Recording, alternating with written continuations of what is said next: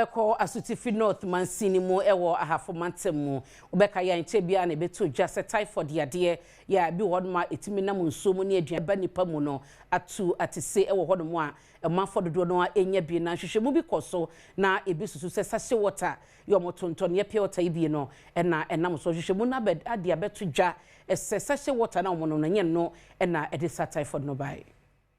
Enshema, stakeholders ekoye wa Asutifi North District Assembly, any water sanitation hygiene, wash partners, ojumedie aseno, engineer Emma District no, obeying opoku, edi atudwa se, ehubehia pa se Ghana water, any enyumeko awodo ebaho, na wamobeye enhwehwemu, edefa eye insu, awomanfo eye ewohono eye Sachet water, eye ne kwan so pepepe de mo manfo ana. Bottle water ne sachet water, na omonom no dodo pa. Nti ye bo wura nsu a omom ye sachet water akachi ama ye ni dwumaku nu san etu anamon ekọ omo so Ghana water akoya omo nyina ba ama yetu san anamon no na emom ene results ana se nsunsuaso ye nya no ye very positive ama ye e kire se improvement aba ama sisi ye betumi aka se water safety ana se quality assurance a omo de eye nsuo ho adwuma no ekọ nkan na ye bo ma baso na ya kan se nkuran se sa adwuma die we se ye to aso bre no bra no enuti assembly na ya nhyehyeye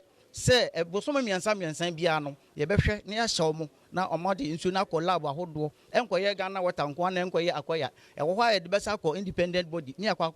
enyumaku a wom nso eye pure water bi Sachet water no Opoko Ajiman Augustine ene Johnson Jemfi Buedi ene Adom News Central for etwetwe nkomo no woda ye district assembly na sepa won hyehyeye wo de egu akwam edi hia wo mo no se o emanfo nyina te ase na mo gi atum se omfa ye ho to enso etwa ne krom ha se o haw bia nim perception da amanfo tirim se bia onum nso na benya typhoid no penhyemu na mpenfo ne ye hia wa hanne no